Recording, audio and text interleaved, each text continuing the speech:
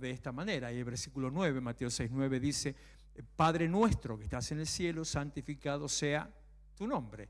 Y ahí, hasta ahí llegamos de todo esto que ya van 2-3 meses, hasta ahí llegamos del versículo. Un versículo en 3 meses, espectacular, ¿eh? Vamos genial así.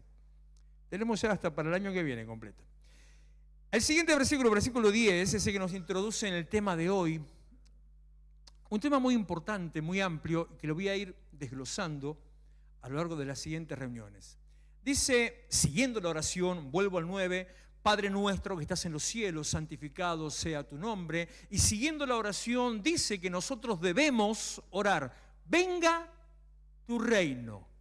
Continúa lo de hágase tu voluntad, pero eso no lo vamos a entrar hoy, sino solamente esas primeras 3 palabritas: venga tu reino. Es por un lado de parte del Señor, en medio de la oración, un mandato a que yo deba orar de esa manera. A que esa oración me conecte con que algo que pasa en el cielo empiece a pasar en la tierra. Como dice la segunda parte del versículo, que así sea hecha tu voluntad.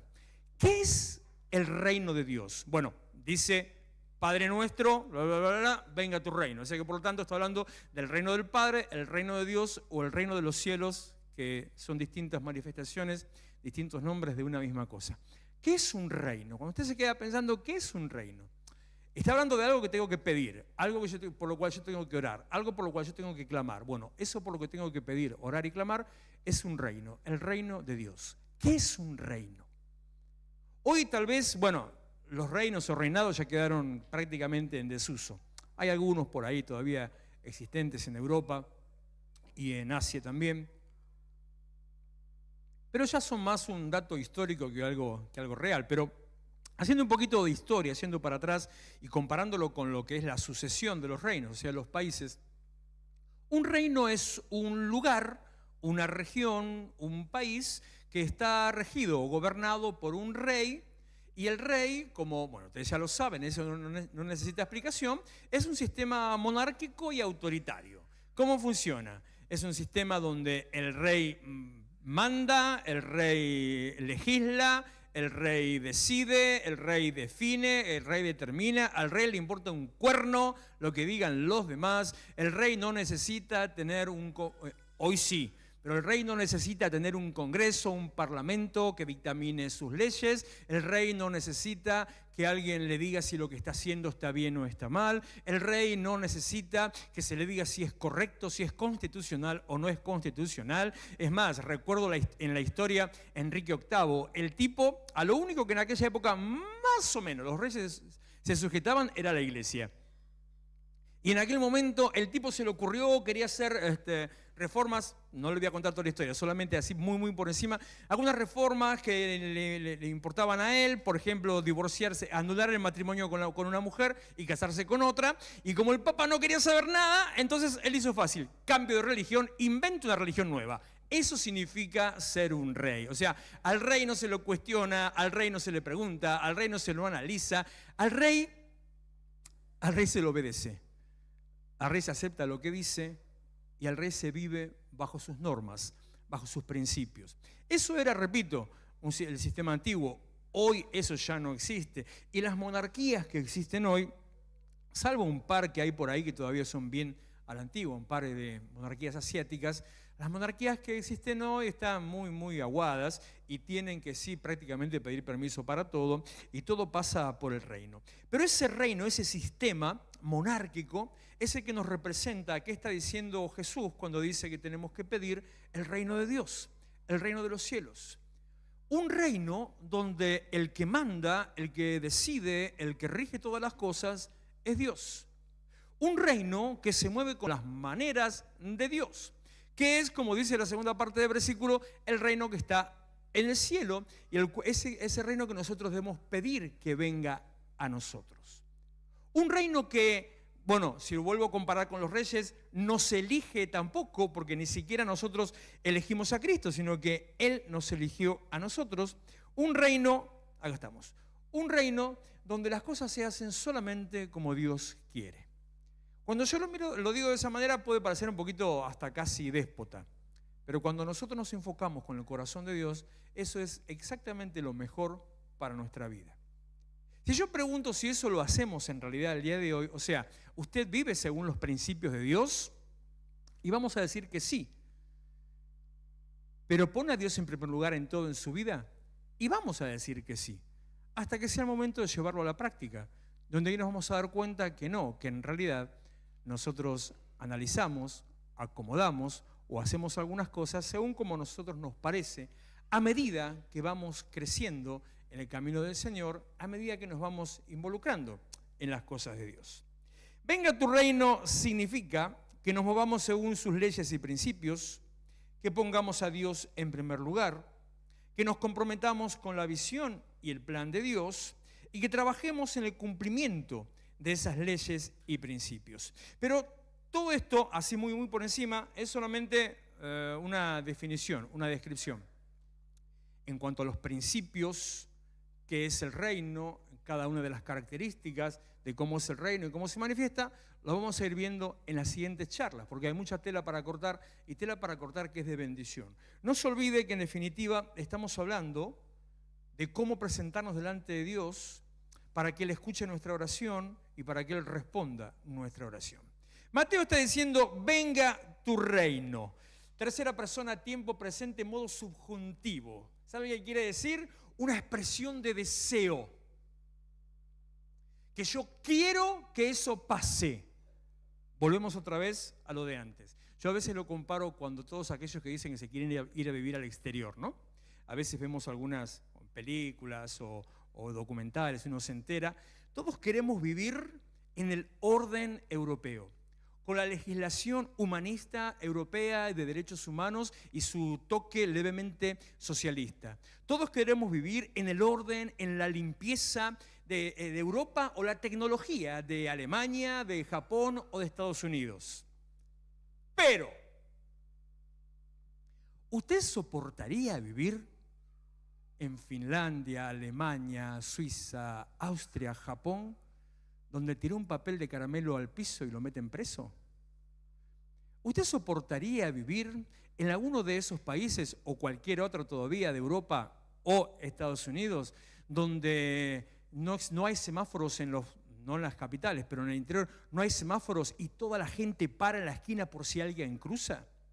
¿Usted soportaría vivir en un lugar donde la limpieza es tan extrema que usted, ya pasó el basurero y va a sacar la basura ese día y le pone una multa porque sacó la basura a la calle? No estamos acostumbrados a manejarnos de esa manera. Lo mismo, una expresión de deseo, que el reino de Dios venga a nuestras vidas. No estamos acostumbrados a manejarnos de esa manera. Y capaz que me puedo decir que sí, yo estoy acostumbrado a eso, sí, porque yo sigo al Señor, yo creo en el Señor, yo oro al Señor, sí, pero cuando los conflictos sociales, políticos y económicos que nosotros vivimos nos empiezan a afectar, falto a mi compromiso con Dios porque veo que el mango no me alcanza, ¿estás viviendo según los principios del reino? ¿O estás viviendo según los principios de la tierra? ¿Estás realmente entendiendo que no perteneces al mundo, sino que sos ciudadano del cielo? ¿O tenés miedo de lo que pasa en la tierra? Por eso todos tenemos que pedir, cuando nos presentamos delante del Señor, cuando vamos a pedirle algo a Dios, en nuestro corazón tiene que estar ese anhelo. Venga tu reino a este lugar. Que en todo lugar donde yo esté, que en el lugar donde yo viva, que en la ciudad donde yo estoy, que en el país en el cual yo vivo, se rijan o sean vigentes los principios, los códigos, las leyes del reino de Dios. Y eso me habilita para presentarme ante Él con autoridad. Venga tu reino, hágase tu voluntad, para que mi oración sea efectiva. Y le voy a decir lo que Dios me habló anoche, a la madrugada. Debo procurar, este es el punto número 11, debo procurar que el reino de Dios se manifieste. Y ahora vamos a ver si llego a decírselo, que el reino de Dios ya está, pero no está. Debo procurar que el reino de Dios se manifieste. ¿Cómo hago yo para procurar que el reino de Dios se manifieste? Tengo que ser un embajador del reino. ¿Cómo soy un embajador del reino? Tengo que llevar en cada lugar por el cual voy, donde yo me muevo, tengo que entender que mi primera función es ser un representante del reino y mi primera función es que en ese lugar donde yo estoy, las cosas empiecen a girar según las costumbres y las maneras del reino. Eso es lo que hace un embajador. Y el Señor me dijo esto, mire, el reino de los cielos no es estático, el reino de los cielos es dinámico. Cuando volvemos un poquito a la historia o a la geografía, bueno, un poquito mezclado las dos cosas, cuando uno mira hacia atrás en los reinos antiguos, va a ver que los reinos, no todos los que hubo para atrás, no son ni fueron estáticos. Los reinos, los reinados, los países son dinámicos. ¿Qué quiere decir eso? Que se mueven constantemente, a veces rápido, a veces más lento. Antes era mucho más rápido, ahora prácticamente nada, pero se sigue existiendo. Los reinos se mueven, van creciendo, se van desarrollando, se van adaptando, van cambiando. Mire, solamente Argentina, nuestro querido, vapuleado, castigado país, solamente Argentina tiene apenas 170 años de existencia.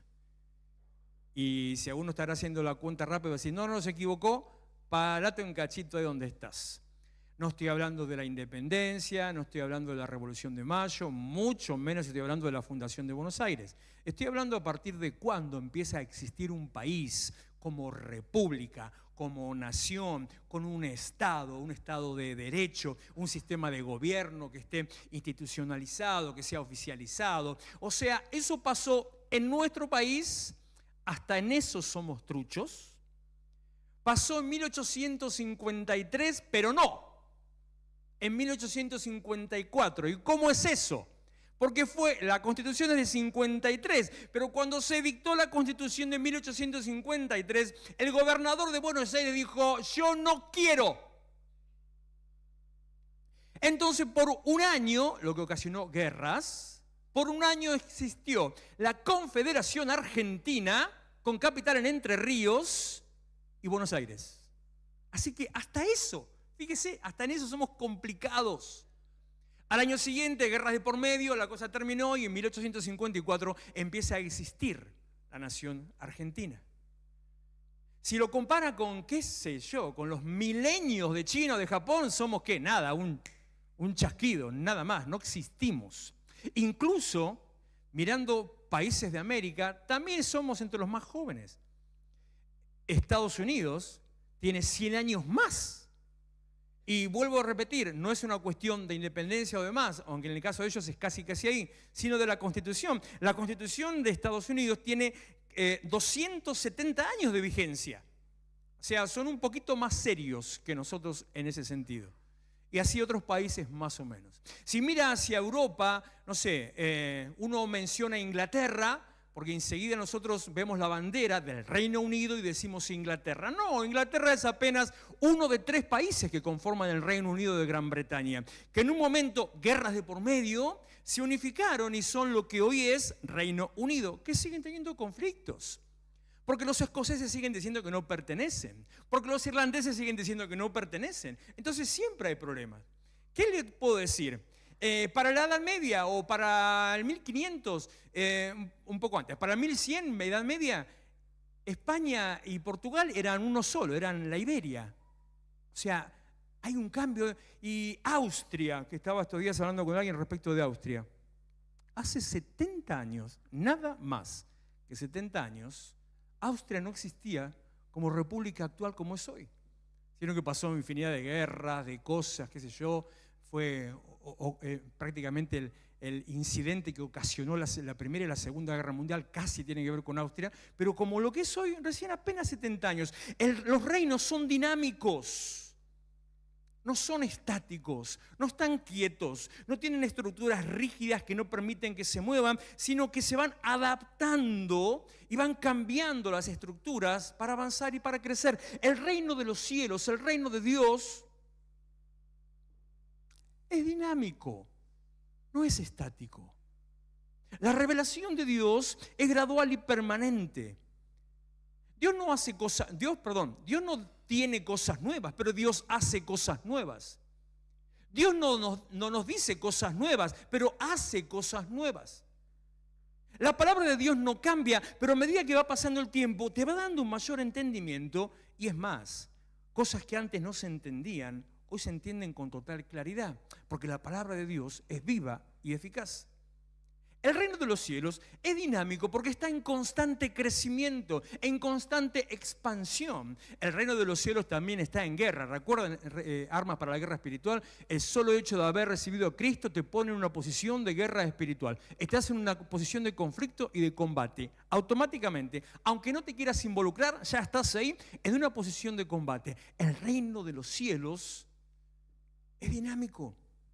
Es un movimiento permanente y constante, que eso nos lleva a los siguientes puntos que le voy a decir, que hace que tenga vida, que haya latidos, que haya también gemidos, que haya partos y que también haya defunciones.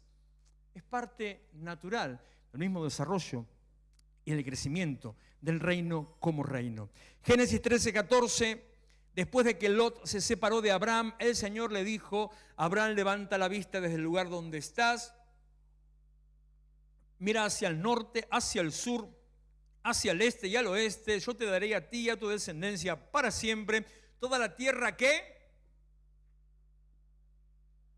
abarca tu mirada. El reino de los cielos es dinámico, no está limitado por una estructura, no tiene un límite que lo frene, no hay una cadena, sino hasta todo lo que hasta todo lo que seas capaz de ver. Es un principio profético. Yo lo aplico para mi vida, yo le aconsejo, aplíquelo para su vida. Tome esta palabra, crea lo que Dios le dijo a Abraham, tómelo para su vida, porque en definitiva nosotros somos, dice el apóstol Pablo, somos herencia de Abraham. Al ser herencia de Abraham significa que el pacto de Dios con Abraham, los beneficios y las cosas que Dios le dijo, también nos toca a nosotros. Y esto no es para que ahora vayamos allá, nos vamos a pelear con Hamas, en Gaza, con los palestinos, es decir, vengo a reclamar. No, nada, no es eso. Pero sí a reclamar el territorio espiritual. Hasta donde puedas ver, hasta donde abarque tu mirada, hasta donde te ve tu capacidad de ver, eso va a ser lo que vas a recibir de Dios. Eso te pone en una posición de victoria, de avance, de conquista, porque vos, parte del reino de los cielos, también sos dinámico, también avanzás y nada se te detiene si estás parado en la posición correcta. Isaías 54:2: ensancha el sitio de tu tienda, despliega las cortinas de tu morada, no te limites. Hola. No te limites. Yo cada vez que escucho que alguien me dice, no puedo, me da ganas de darle un sopapo santo. No te limites. Hoy me estaba diciendo alguien, no, mirá, esto no lo puedo hacer, así que voy a esperar para tal cosa. Por lo menos mete mano, intentá, probá. ¿Usted no conoce el famoso dicho, expresión, frase, lo que sea? ¿El no ya lo tenés?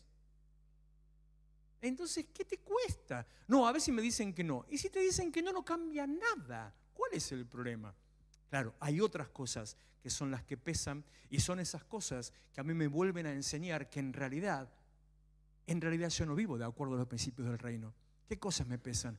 Y no, ¿qué van a decir? Y no, me van a cargar. Y no, me van a criticar. Y no. No importa lo que el otro diga de vos, mientras que vos estés parado en la posición que Dios te dio. No hagas caso a las acusaciones, a las burlas, a las críticas. Parate y avanzá en lo que Dios quiere hacer con tu vida. Sabé quién sos. Vos no sos lo que la gente dice de vos. Aunque presta atención a lo que dicen de vos, para ver si hay algo que tengas que corregir. Vos sos lo que Dios dice de vos. La gente solamente conoce tus acciones y muchas veces solamente conoce tus acciones pasadas. Y meten mano a las situaciones y te culpan de situaciones que ya ni existen. Y traen así como cuando a veces hacen en las redes, ¿no? Ponen fotos viejas como si fuera de hoy. Y traen situaciones como, no, mirá fulanito, no, vos ya no sos.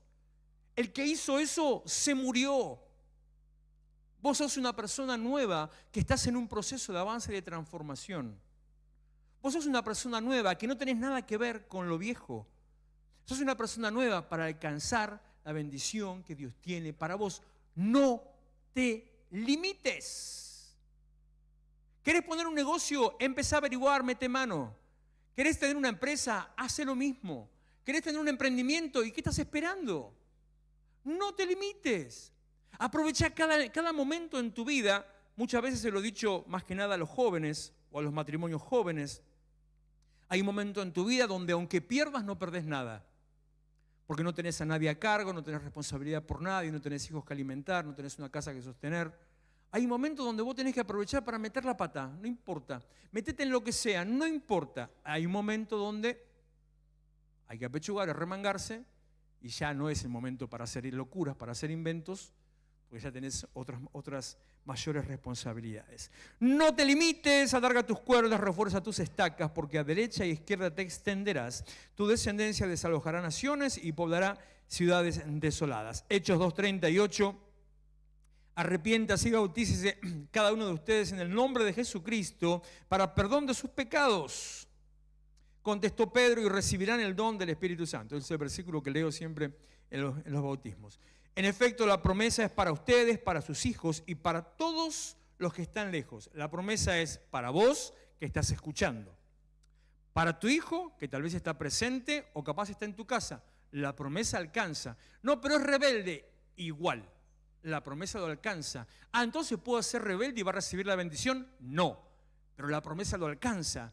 Entonces va a tener una atadura espiritual, esos lazos de amor que dice la palabra a la presencia del Señor, que lo van a atraer hasta el momento que Dios le va a partir un fierro en la cabeza para que tenga que encontrarse con Él y el camino esté abierto para una transformación, para una vida de bendición.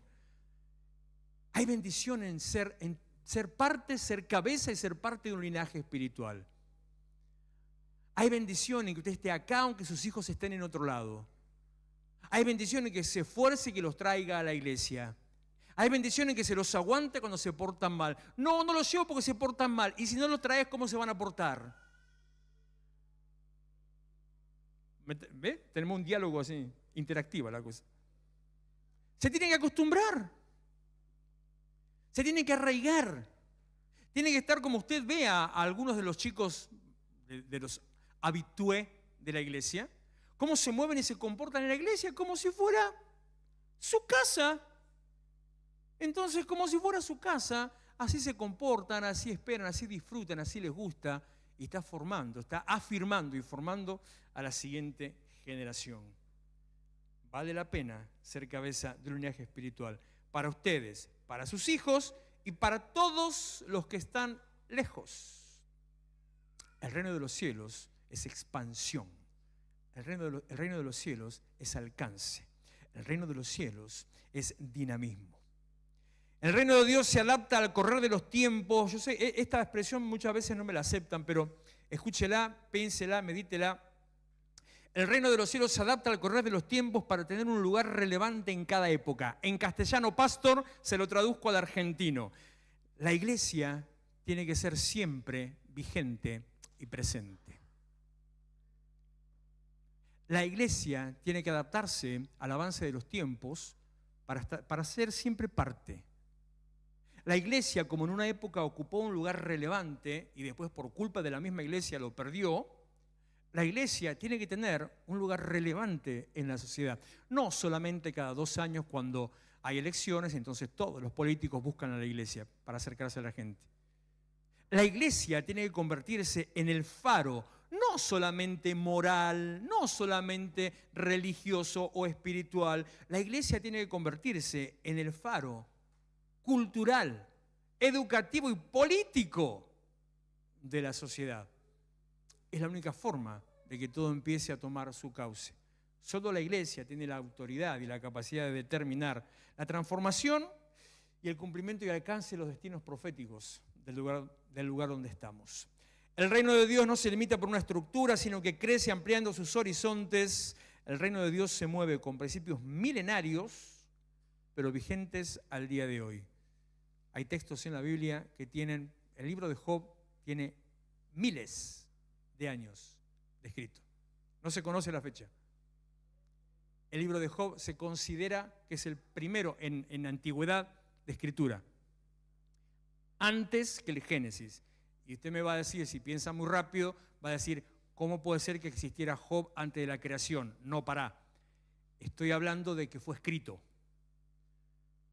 Mucho después de eso ¿Sabe quién escribió el libro de Génesis? Se lo cuento para que usted aprenda, para que usted después se mande la parte por ahí y canchelee delante de otro. El libro de Génesis lo escribió Moisés. O sea, ya estaba bastante creado el mundo, ¿no? Ya estaba creado, ya existía todo, y estaba todo para atrás también. Pero el más viejo es el libro de Job. Miles de años de existencia. Y nosotros vamos al libro de Job y Dios te habla hoy. Eso significa que la iglesia es dinámica, que la iglesia es relevante, que la iglesia debe estar presente, que el reino de los cielos debe ser parte de tu vida. Por eso es que el Señor dice, cuando nosotros oremos, tenemos que decir, venga a nosotros tu reino.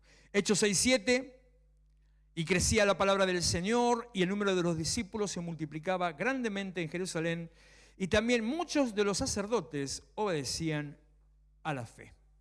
El último punto, subpunto en realidad, porque seguimos en el punto 11, que le voy a leer, es esto. Otra cosa que Dios me habló anoche a la madrugada. El reino de los cielos o el reino de Dios no es pasivo. Bueno, tiene mucho que ver, ¿no?, con dinamismo o con estaticidad, o estático dinámico. El reino de los cielos no es pasivo, es activo. ¿A qué le suena a usted pasivo, activo? Pasivo es... Activo es su hijo cuando anda corriendo rompiendo cosas en la casa. Eso es activo. El otro es pasivo. Activo es el que se mueve. Pasivo es el que está sentado. Activo es el que corre. Pasivo es el que duerme. La diferencia, así a grandes rasgos, entre activo o pasivo es el que hace y el que no hace. Ahora, ¿qué pasa con el que no hace? No. Para el que no escuchó, dice Fede que el que no hace no se equivoca. Bueno, yo te podría argumentar ahí y decirte que ya se equivocó por no hacer, pero ese es otro mambo. No, el que no hace espera que el que hace le sirva. Ay, Marta, Marta, afanada y turbada estás por todas estas cosas, bla, bla, bla, le dijo Jesús. Y después que le dijo Jesús, Marta, Marta, Marta, ¿sabe qué hicieron Jesús, Marta, María y Lázaro? Se sentaron a comer la comida que Marta hizo. Claro, porque... Ay, no, porque María está a los pies de Cristo y entonces todo el mundo va a recordar lo que María hizo. Sí, es verdad, todo el mundo recuerda lo que María hizo. No, porque eso no le será quitado. Más vale, un tiempo de adoración, de presencia del Señor, con el Señor no te va a ser quitado. Todo el otro sí te puede ser quitado. La onda no es ser blanco, negro, frío, calor. La onda es ponete a los pies de Cristo, pero prepara la comida. Un poquito de las dos cosas. Activo y pasivo. El reino de los cielos es activo. El reino de los cielos es de avance. El reino de los cielos es de conquista. El reino de los cielos es de acción. O como decía días atrás, es proactivo. Un par de versículos y ya nos vamos por hoy, casi suficiente. Dos pasajes les voy a leer. Hechos 20:35. Con mi ejemplo les he mostrado que es preciso trabajar duro para ayudar a los necesitados, recordando las palabras del Señor Jesús. Hay más dicha en dar que en recibir. Fíjese que tenemos 4 verbos en infinitivo, los 3 de ellos de primera conjugación: trabajar, ayudar, dar. Hay más dicha en todo eso que en recibir. Está diciendo también sobre la importancia que el trabajo que ellos tenían que hacer era preocuparse por los demás, que estamos para, repito, trabajar, ayudar. Es más bienaventurado dar que recibir. Aunque obviamente es mucho más lindo recibir que dar, ¿no? Pero cuando aprendes el principio del reino de Dios, cuando aprendes cómo funcionan los códigos espirituales, cuando aprendes el mecanismo de la siembra y la cosecha, en todo sentido, porque yo sé que algunos, yo digo esas palabras y al toque dicen, ya metió mano en la caja. No, siembra y cosecha no es solamente plata. Siembra y cosecha es todo. Siembra y cosecha es un abrazo, siembra y cosecha es una palabra, como contó la pastora el domingo, cuando predicando, hablando de las palabras, de la acción de las palabras, de los pensamientos. Cuando dijo, mis hijos están acostumbrados, desde chicos, todos ellos han recibido siempre el te amo. ¿Y qué hacen ellos ahora? te amo, ma, siembra y cosecha. Si usted quiere recibir de algo, de lo que sea que quiera recibir, tenga el entendimiento, la viveza de dar eso que quiere recibir. Ah, pero yo lo quiero ahora, y bancátela, viejo. Ahora te vas a estar comiendo la menta amarga que sembraste hace un año atrás. No sé. Empezá a sembrarle arriba. Si no podés matar la menta, ¿intentó matar una menta alguna vez? En el nombre de Jesús no hay manera. Meterle algo arriba, plantarle un ombú arriba, cosa que no crezca más. Pero la futura cosecha va a ser la bendición que va a ahogar la vieja siembra. Es más bienaventurado dar que recibir. Todo lo que des, lo recibís en abundancia. El reino de los cielos es una acción proactiva, de avance, que no tiene una postura de recibir, sino de dar. Mateo 14:13, con este pasaje terminamos. Dije pasaje, no versículo, porque después no me acusen. Ustedes que son tremendos. Esto que quieren destruir todo, ¿cómo era? Cuando Jesús recibió la noticia, se retiró él solo en una barca a un lugar solitario. Las multitudes se enteraron y lo siguieron a pie desde los poblados. Cuando Jesús desembarcó y vio tanta gente, tuvo compasión de ellos y sanó a los que estaban enfermos. Al atardecer se le acercaron sus discípulos y dijeron, seguramente conoce este pasaje: este es un lugar apartado y ya se hace tarde. Le dicen los discípulos a Jesús, con un pensamiento que parecería ser de motivación, de emprendimiento, de avance, de esfuerzo personal, parecería. Despide a la gente para que vayan a los pueblos y se compren algo de comer. O sea, parecería ser que le está enseñando a esforzarse. No. Algunos quieren tomar esto, es inevitable, o en mi caso es inevitable, relacionar la palabra de Dios con la doctrina religiosa, con las doctrinas políticas. Porque hay muchos que quieren aprovechar de la Biblia para decir, no, porque como dijo Jesús, y sacar de estos pasajes algunas enseñanzas que son erróneas, políticamente y espiritualmente. No es que estos estaban queriendo que los demás se desenvuelvan solos y que ahí aprendan, sino que ellos no se querían hacer cargo. Ellos querían, chao, listo, problema de ellos, andá a ver qué es lo que tenés que comer. Y Jesús interviene. Porque el reino de los cielos es activo y no pasivo, pero el reino de los cielos también atiende a quienes están en una posición pasiva. Con la diferencia que como es mejor dar que recibir, el que está en una postura activa recibe mayor beneficio, bendición, que el que está en una postura pasiva. Aparte, el reino de Dios se involucra en lo que le pasa a los demás. No como estos, mandalo, que se vayan a cada uno a su casa, y coman en su casa. ¿Qué vienen a echar acá? Ya estuvieron toda la tarde escuchándote encima. ¿Qué más quieren? ¿Que le demos de comer? ¿Y qué dijo Jesús? Sí, denle ustedes de comer. O sea, le cambió el argumento, rompimiento. El evangelio te cambia la cabeza, cambia tu estructura, cambia tu manera de pensar. Pero ¿cómo? No es que sí, vamos a atenderlos. Ustedes los van a atender. Ustedes van a tener una postura, una posición pasiva. Activa. Ustedes son los que van a ministrar a ese pueblo. Y Jesús le habla a sus discípulos. Jesús le habla a los líderes. Jesús le habla a la iglesia. Jesús le habla a las columnas o futuras columnas, a los que iban a alcanzar a otros. Les está diciendo, sentando principios, la Biblia es un libro de principios, sentando principios de cómo tienen que comportarse a partir de ahora y por siempre. ¿De qué manera? Denle ustedes de comer. Procurar alimento para los demás. Voy al texto porque me estoy yendo de boca. Verso 16. No tienen que irse, contestó Jesús, denles ustedes mismos de comer. El reino de Dios no se desentiende, se involucra. Ellos objetaron, qué raro, ¿no? Siempre hay algún discípulo cuestionador. No tenemos aquí más que 5 panes y 2 peces. ¿Qué dijo Jesús? Principio. Traigan acá.